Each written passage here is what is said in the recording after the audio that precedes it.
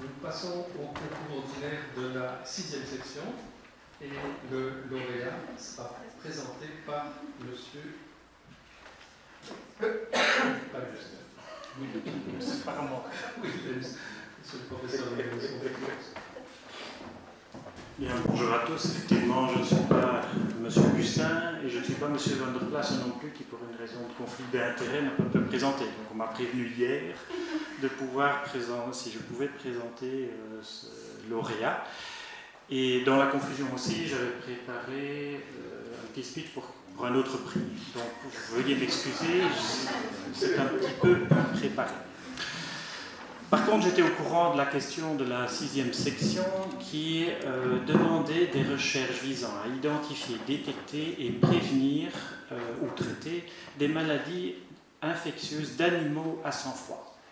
Alors, a priori, je m'étais dit, animaux à sang-froid, bien, ce n'est pas une question de soigner un homme stoïque, mais il s'agissait de trouver un modèle animal, une maladie importante pour laquelle un traitement était important.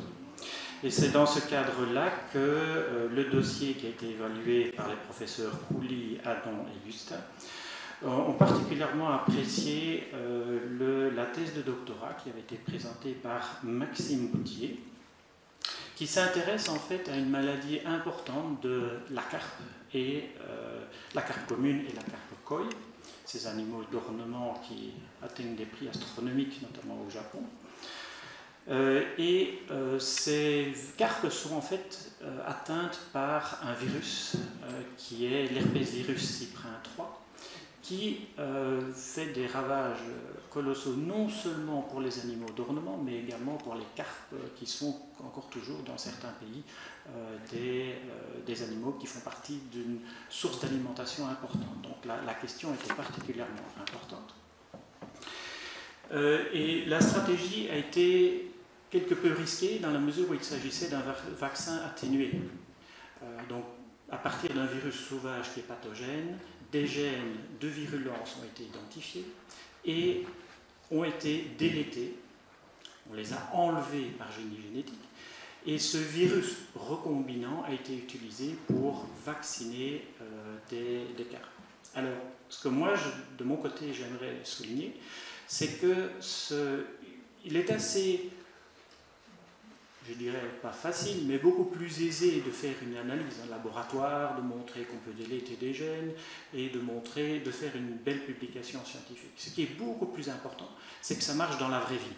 Et je crois que ça, c'est l'histoire particulière qu'il s'agit de souligner. La deuxième chose que je voudrais souligner, c'est que ce travail a été réalisé en étroite collaboration avec Alain Van der Plasse, qui a été un des mentors de ce travail, qui a permis donc d'obtenir ce vaccin atténué. Donc je vais laisser la parole maintenant à monsieur Maxime Boutier.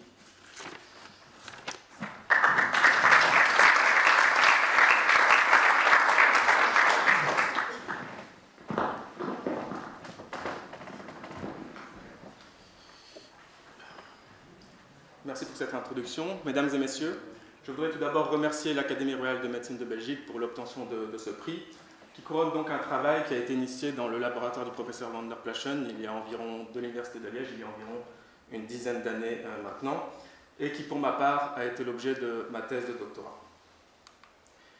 Donc l'aquaculture est un des secteurs de production alimentaire avec le plus haut taux de croissance au monde, et elle représente à l'heure actuelle 50% de la production mondiale d'espèces aquatiques, ce qui donc concurrence la production par la pêche. Parmi les différents secteurs de l'aquaculture, les espèces d'eau douce représentent une dominante dans cette production. Comme tout secteur de production d'espèces animales, l'aquaculture peut souffrir de pertes économiques qui sont liées à des maladies infectieuses. Et c'est le cas de la carpe commune. La carpe commune est le 3e poisson le plus produit au monde en termes de tonnage à l'heure actuelle, qui a été et est toujours dévasté par une maladie qui est causée donc par l'herpesvirus cyprin 3 ou CHV3.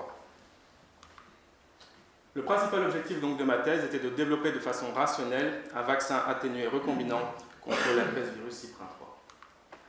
Imaginez-vous que vous commenciez une recherche sur un virus pour lequel il y a très peu de connaissances à l'heure actuelle, et c'est le cas de l'herpès virus Cyprin 3. Vous avez ici une prédiction des cadres de lecture ouverte ou ORF qui sont prédits pour ce virus, et la plupart de ces ORF n'ont pas de fonction connue à l'heure actuelle.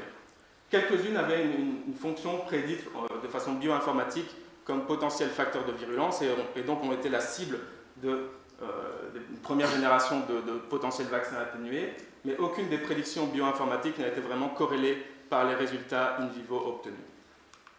La solution est venue d'un événement de délétion qui est apparu au niveau de l'ORF 56 et 57 lors de la production d'un de ces virus recombinants.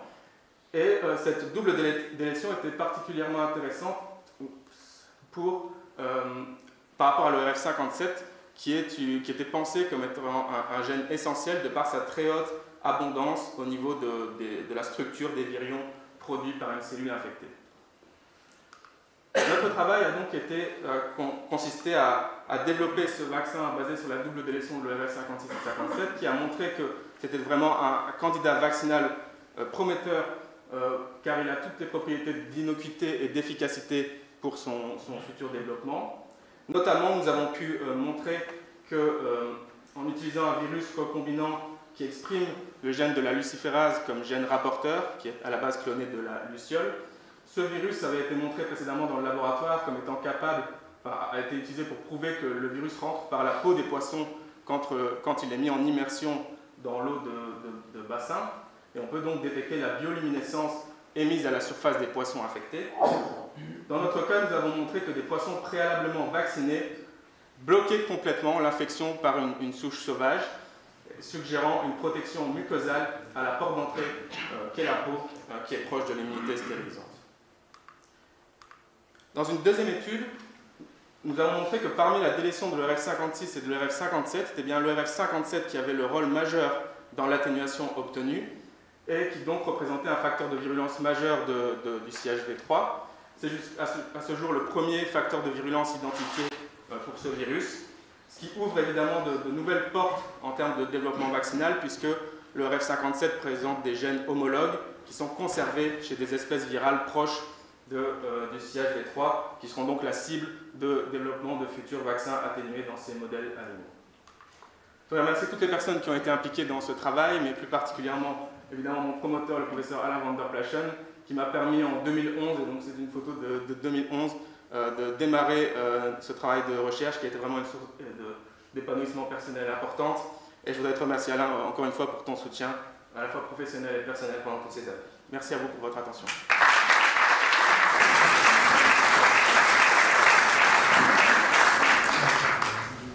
Merci beaucoup pour ce beau travail et cette très belle présentation. Vous êtes très à l'aise comme un poisson dans l'eau ici. Nous vous félicitons ainsi que votre promoteur qui est un ami. Bravo.